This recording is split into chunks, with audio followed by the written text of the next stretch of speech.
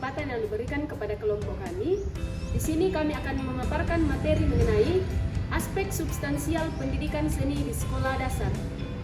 Perkenalkan, nama saya Brigita Winda Lestari, NIM 220118027. Perkenalkan, nama saya Grace Febrina Limbong, NIM 220118025. Perkenalkan, nama saya Novita Benokarang, NIM 220118041. Perkenalkan, nama saya Yan Maharani, NIM 220118033. Perkenalkan, nama saya Winda Rante, NIM 220118010. Perkenalkan, nama saya Delvira Neta, NIM 220118034. Perkenalkan, nama saya Sonia Yanti, NIM 220118001. Perkenalkan, nama saya Risma Yanti, NIM 220118032. Menurut Soeharjo 2012, halaman 13, pendidikan seni adalah usaha sadar untuk menyiapkan peserta didik melalui kegiatan, bimbingan, pengajaran, dan atau pelatihan agar menguasai kemampuan berkesenian sesuai dengan peran yang harus dimainkannya. Kemudian, konsep pendidikan seni memiliki dua bentuk konsep. Yang pertama, yaitu konsep pendidikan seni yang berkaitan dengan aspek ekspresi artistik, dan yang kedua yaitu konsep pendidikan seni yang berkaitan dengan tujuan pendidikan. Pendidikan seni adalah upaya pendidikan dengan menggunakan seni sebagai medianya. Pendidikan seni merupakan bagian penting dalam pendidikan secara menyeluruh, karena pendidikan seni merupakan unsur yang strategi dan fungsional bagi upaya kemanusiaan. Pendidikan seni memiliki fungsi yang amat penting bagi sarana atau alat untuk mengembangkan kesadaran atau kepekaan estetik, mengembangkan daya cipta atau berkreativitas, serta menjadi sarana bagi anak untuk mengungkapkan ekspresi diri dan lingkungannya. Pendidikan seni pada hakikatnya merupakan proses pembentukan manusia melalui seni. Pembelajaran seni di sekolah memfasilitasi anak-anak menyediakan peluang untuk memenuhi dirinya melalui pengalaman seni berdasarkan sesuatu yang dekat dengan kehidupan dan dunia anak. Mulyani 2016, Ros Mulyani 2016, pendidikan seni pada hakikatnya merupakan pembelajaran yang menekankan pada pemberian pengalaman apresiasi estetik. Di samping mampu memberikan dorongan lewat seni, juga memberikan alternatif pengembangan potensi psikis diri serta dapat berperan sebagai katarsis jiwa yang membebaskan. Pendidikan seni sangat efektif bagi anak dengan ditandai terciptanya kondisi yang memberi peluang anak secara bebas, terkendali, mengembangkan kepekaan, fantasi, imajinasi, dan kreasi anak. Selain itu, pendidikan seni juga dapat melatih keterampilan dan koordinasi gerak anak, sekaligus sebagai sarana untuk memperkenalkan, membudayakan, dan menanam nilai seni budaya bangsa.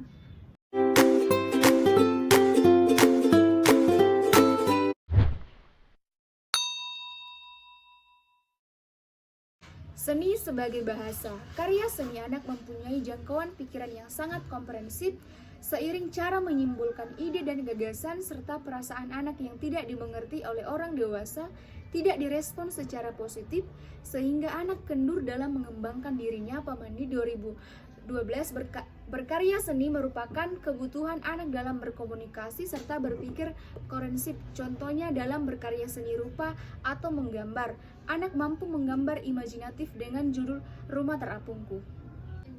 Ungkapan perasaan dan gagasan ini merupakan yang pertama mengutamakan pendapat, yang kedua berhayal atau berimajinasi, yang ketiga bermain, keempat belajar, yang kelima memahami bentuk yang ada di sekitar anak.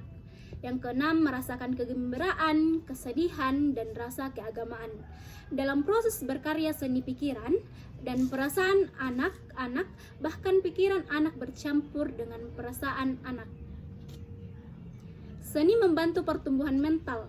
Usia anak sekitar 7-8 tahun antara kelas 1 dan 2 merupakan usaha perkembangan penalaran anak, pikiran dan perasaan anak.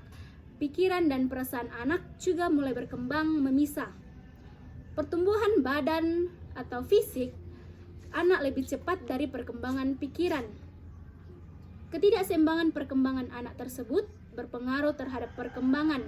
Misalnya, fungsi nalar berkembang lebih cepat dari ekspresi.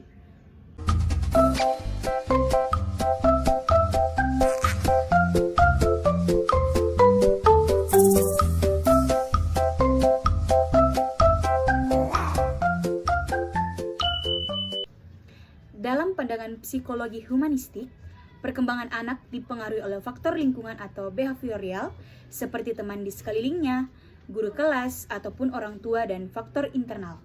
Teori psikoanalisis menjelaskan bahwa faktor internal sebagai modal awal seperti pikiran dan perasaan, biasanya kedua faktor ini berjalan saling mempengaruhi secara berimbang, misalnya fisik, intelektual, emosional, dan interpersonal serta interaksi antara semua faktor yang mempengaruhi motivasi belajar.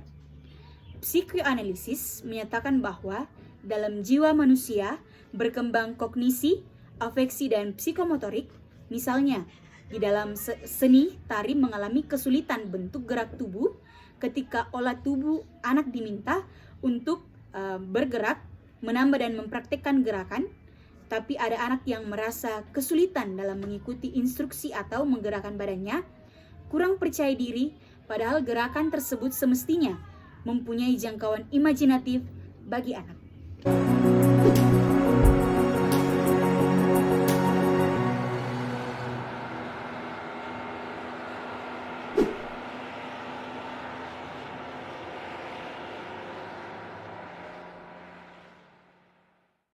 Konsep dalam pendidikan seni yang pernah ada antara lain, yang pertama, konsep pendidikan seni untuk apresiasi.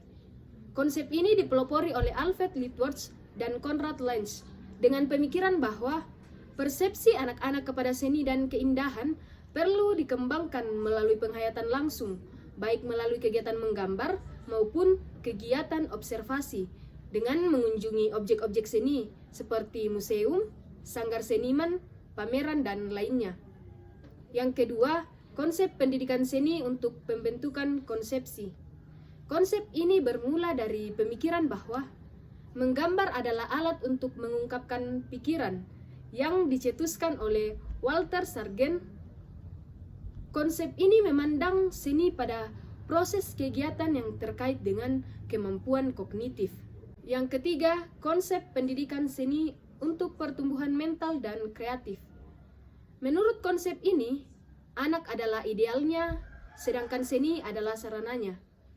Maksud dari konsep ini adalah bahwa seni merupakan sarana bagi anak dalam proses pertumbuhan mental dan jiwa kreatifnya. Yang keempat, konsep seni sebagai keindahan.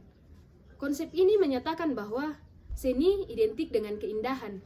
Hasil seni yang indah didapatkan dari benda-benda yang terseleksi. Yang kelima, konsep seni sebagai imitasi. Menurut konsep ini, yang dimaksud dengan kegiatan seni adalah kegiatan meniru alam, dan setiap hasil seni haruslah tiruan dari bentuk alam. Kemudian, konsep pendidikan seni yang terakhir adalah konsep seni sebagai hiburan yang menyenangkan. Konsep ini berpendapat bahwa seni haruslah sesuatu yang menyenangkan dan dapat menghibur pengamat. Suatu karya disebut karya seni jika dapat dinikmati oleh pengamat dan pengamat dapat menangkap makna atau mengerti pesan atau ide penciptanya. Dalam pendidikan seni di sekolah dasar, konsep pendidikan seni diarahkan pada pembentukan sikap sehingga terjadi keseimbangan intelektual dan sensibilitas, rasional dan irasional, akal pikiran dan kepekaan emosi. Konsep ini menempatkan seni sebagai materi alat atau media dan metode yang digunakan dalam mencapai tujuan pendidikan.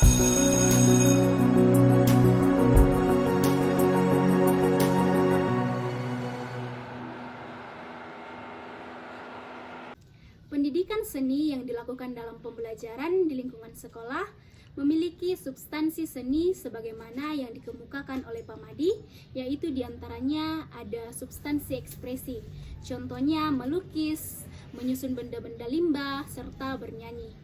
Tujuan ekspresi berkarya seni adalah keberanian mengungkapkan pendapat, baik spontan maupun tidak. Peserta didik diharapkan mempunyai keberanian mengutarakan gagasan, ide dan cita maupun keluh kesah atas diri dan lingkungannya dengan jujur dan terbuka. Yang kedua, substansi kreasi diartikan penciptaan menuntut ide dan kelayakan tampilnya.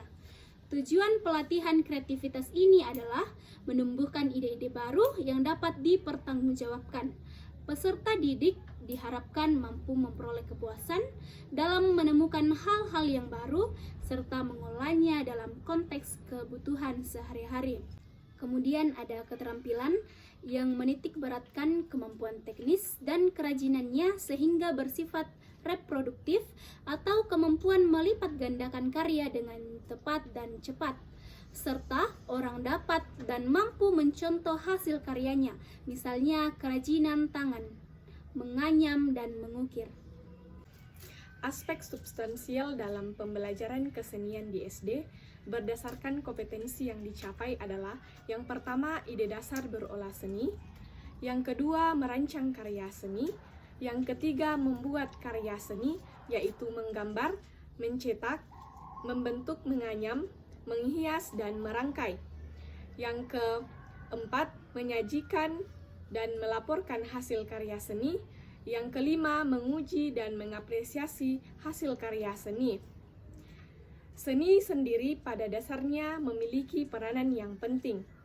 Adalah yang pertama, kebutuhan dasar pendidikan manusia. Yang kedua, memenuhi kebutuhan dasar estetika. Yang ketiga, mengembangkan sikap dan kepribadian. Dan yang keempat, determinan terhadap kecerdasan lainnya.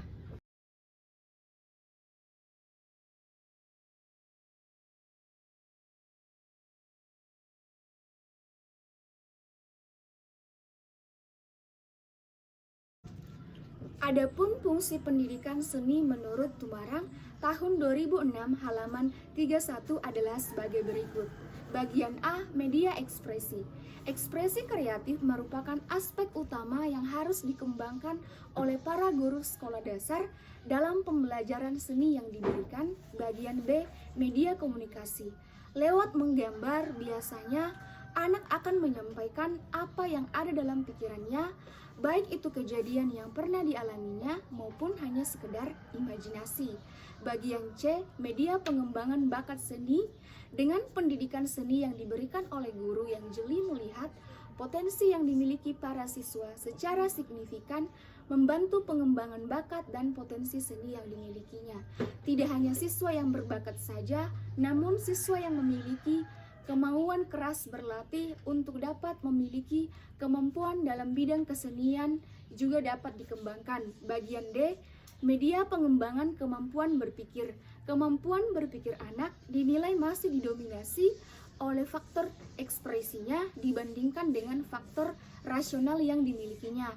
Menurut Pemandi, tahun 2012 halaman 161 bahwa usia anak sekitar 7 sampai dengan 8 tahun antara kelas 1 dan 2 sekolah dasar merupakan usia perkembangan penalaran anak, pikiran dan perasaan anak pun mulai berkembang memisah.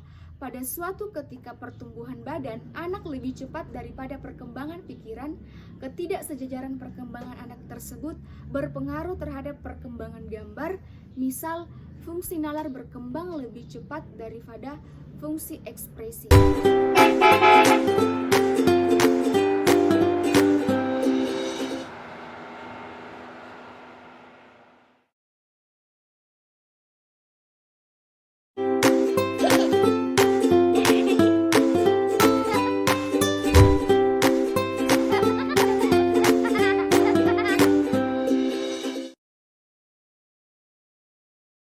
pertama yaitu memberikan fasilitas yang sebesar-besarnya untuk dapat mengemukakan pendapatnya atau disebut juga ekspresi bebas.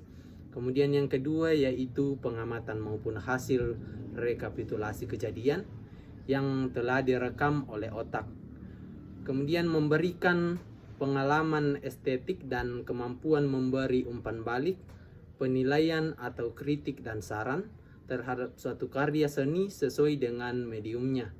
Sedangkan konsekuensi lainnya sebagai prasyarat adalah membina sensitivitas serta rasa pada umumnya. Hasil yang diharapkan adalah terbinanya visi artistik dan visi imajinatif. Selanjutnya pembinaan keterampilan diarahkan dengan membina kemampuan praktek berkarya, seni dan kerajinan guna untuk mempersiapkan kemampuan terampil dan praktis sebagai bekal hidup di kemudian hari.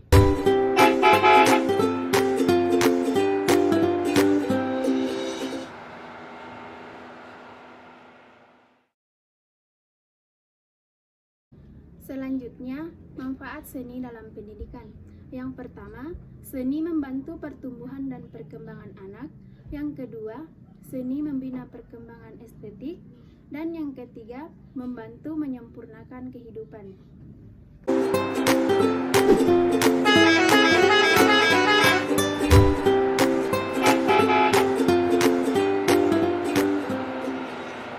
Selanjutnya, peran seni dalam pendidikan. Yang pertama, melatih imajinasi anak, merupakan konsekuensi logis dalam kegiatan ekspresi, supaya dalam berekspresi seorang anak mempunyai bayangan terlebih dahulu, yaitu latihan imajinasi yang dapat berangkat dari pengamatan maupun hasil rekapitulasi kejadian yang telah direkam oleh otak. Yang kedua, mampu memberikan pembinaan keterampilan, yaitu dengan membina kemampuan praktek berkarya seni kerajinan.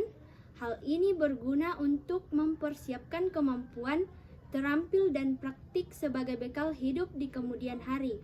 Yang ketiga, mengembangkan kemampuan intelektual, imajinatif, ekspresi, kepekaan kreatif, keterampilan dan mengapresiasikan terhadap hasil karya seni dan keterampilan dari berbagai wilayah Nusantara dan mancanegara.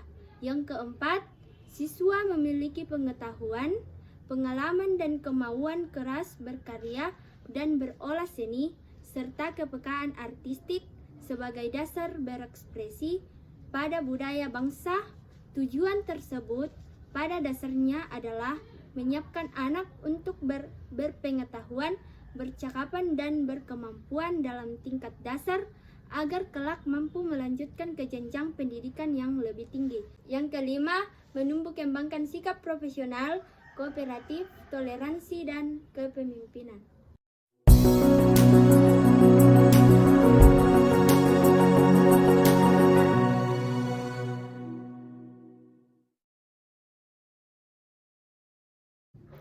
Metode yang akan dipaparkan ini bersifat khusus dalam pelaksanaan pendidikan seni rupa. Di antaranya, yang pertama, metode ekspresi bebas. Metode ini dapat digunakan pada saat guru-guru menghadapi para siswa sekolah lanjutan dan dapat pula digunakan oleh para calon seniman yang belajar padanya. Tujuan penggunaan metode ini ialah memberi keleluasaan kepada anak didik untuk mengungkapkan perasaannya ke dalam penciptaan karya seni yang diajarkan kepada mereka agar mereka memperoleh keleluasaan. Maka ada hal-hal pokok yang harus diperhatikan dalam penggunaan metode ini. Sebagaimana proses penciptaan seni orang dewasa, maka dalam pendidikan seni pun hal ini tidak ada kekecualian, yaitu adanya tema yang ingin disampaikan atau yang menjadi isi ungkapan perasaan itu, dan ada keseragaman bentuk ungkapan yang lebih sesuai dengan karakter anak-anak yang menentukan gaya ungkapan masing-masing. Nah, tema merupakan isi ungkapan yang akan disampaikan oleh para siswa pada saat mereka mendapat kesempatan untuk berkarya. Meskipun sesungguhnya kita dapat mengkondisikan dengan menggunakan stimulasi yang bersifat klasikal, namun setiap anak memiliki pengalaman yang mengesankan. Oleh karena itu, biarkan mereka menentukan sendiri pilihan tema agar mereka dapat menyampaikan isi hatinya dengan leluasa. Tema yang cocok buat anak-anak adalah tema yang bersumber dari kehidupan mereka. Oleh karena itu, para guru dipersyaratkan untuk dapat mengidentifikasikan dirinya kepada dunia mereka agar dapat menghayati kehidupan mereka untuk memberi dorongan pada saat kita berada di belakang mereka, memberi semangat kepada mereka agar saat untuk memperlancar jalannya berekspresi pada saat kita ada di tengah-tengah mereka. Terutama harus kita lakukan kepada yang nampak masih mencari ide-ide yang seakan-akan masih kabur bentuk apa yang akan diciptakannya. Nah, yang berikutnya media. Media merupakan bahan dan alat yang dapat dipilih untuk digunakan oleh para siswa dalam mewujudkan bentuk ungkapan yang ingin mereka sampaikan. Penggunaan media menyangkut prosedur serta teknik penggunaannya. Prosedur adalah langkah-langkah kerja secara teknis yang harus diikuti dengan seksama. Umpamanya, jika para siswa akan melaksanakan cetak tinggi, langkah-langkah apa saja yang harus secara berurutan mereka lakukan agar anak-anak dapat menggunakan media dalam menempuh langkah-langkah penggunaannya secara tepat. Berbeda dengan teknik penggunaan media itu, teknik ini harus ditemukan secara perorangan oleh siswa, agar kreativitas mereka dapat pula terkembang melalui penggunaan media ini. Oleh karena itu, teknik tidak perlu diajarkan. Untuk memupuk anak-anak menemukan teknik tertentu, pada saat mereka berkenalan dengan media yang baru mereka kenal. Berilah mereka kesempatan untuk mengadakan eksperimen dan eksplorasi dengan media yang baru itu. Nah, yang berikutnya gaya ungkapan. Hal ini sering dilupakan dalam pelaksanaan pendidikan seni rupa. Apabila kita mencoba mengumpulkan tulisan sejumlah orang, maka dengan mudah kita akan melihat perbedaan gaya ungkapan tulisan mereka. Padahal mereka sama-sama belajar menulis. Akan tetapi setelah menulis sudah tidak lagi bagian belajar, setelah kegiatan menulis menjadi kegiatan spontan, maka setiap orang menghasilkan gaya tulisan berbeda-beda. Dalam kegiatan menggambar pun sesungguhnya demikian. Kegiatan menggambar kebanyakan dilakukan dengan tidak spontan, bahkan dilakukan dengan ragu-ragu, terutama oleh anak-anak besar yang tidak berbakat seni rupa, maka gaya ungkapannya tidak tampak sama sekali. Hal ini disebabkan oleh goresan-goresan yang membentuk itu dibuat masih dalam proses belajar. Sehubungan dengan ini, paling tidak anak-anak tidak mendapat tekanan untuk menuruti kehendak gurunya. Menggambar secara visual realistis yang sesuai kesukaan gurunya.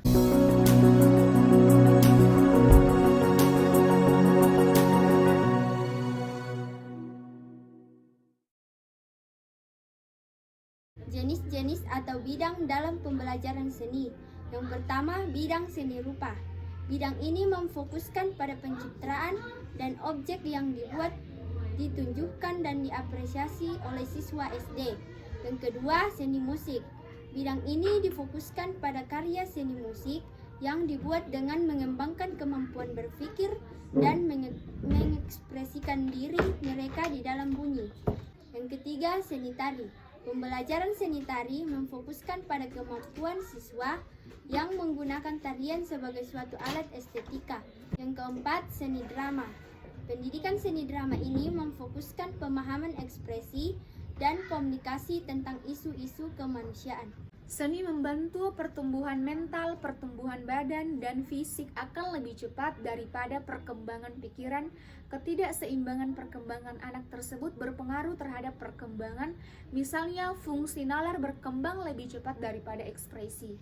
Cara guru mengajarkan seni: yang pertama, menggunakan buku pegangan. Yang kedua, berdasarkan pengalaman. Yang ketiga, adanya guru khusus. Yang keempat, kegiatan ekstrakurikuler. Tujuan pendidikan seni rupa yaitu mengembangkan sensitivitas dan kreativitas, memberikan fasilitas kepada anak untuk berkreasi lewat seni rupa, memperlengkapi anak dalam membentuk pribadinya yang sempurna agar dapat dengan penuh berpartisipasi dalam masyarakat. Manfaat seni dalam pendidikan. Seni dapat membantu pertumbuhan dan perkembangan anak. Seni membina perkembangan estetik. Seni membantu menyempurnakan kehidupan.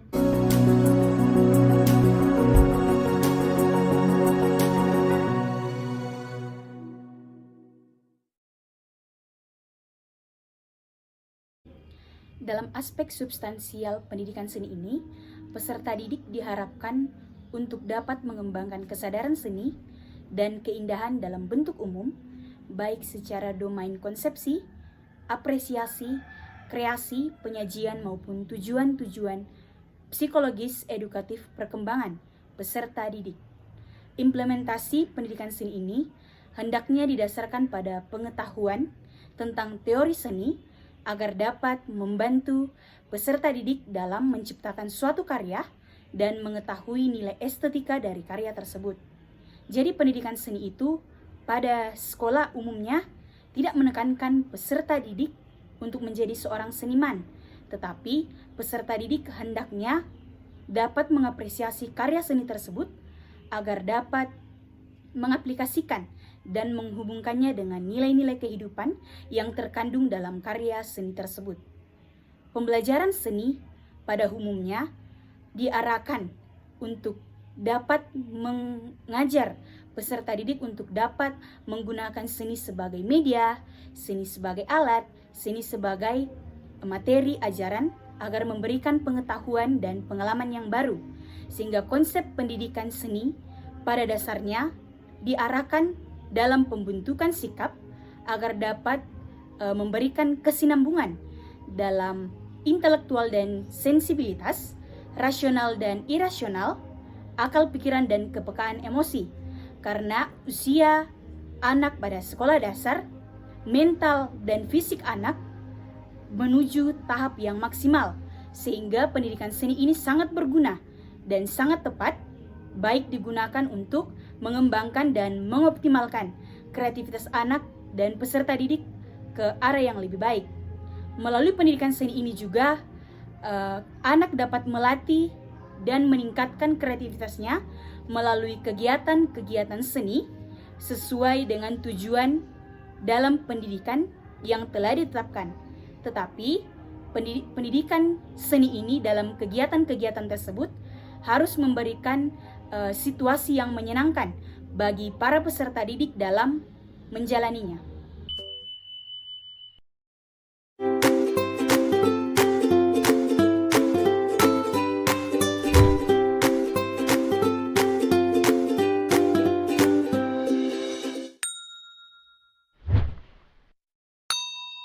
Bekerja secara kelompok sangat efisien karena tugas selesai dengan cepat dan terasa ringan. Dalam bekerja kelompok ini juga melatih kita untuk bekerja sama dengan orang-orang yang berbeda, melatih untuk saling menghargai, melatih untuk saling menghormati, dan melatih diri untuk mengutamakan kepentingan bersama dari kepentingan diri pribadi. Senang dalam bekerja kelompok karena lebih akrab satu dengan yang lain, saling melengkapi kekurangan dengan berbagai tugas dan bisa mengerjakan tugas dalam suasana yang menyenangkan.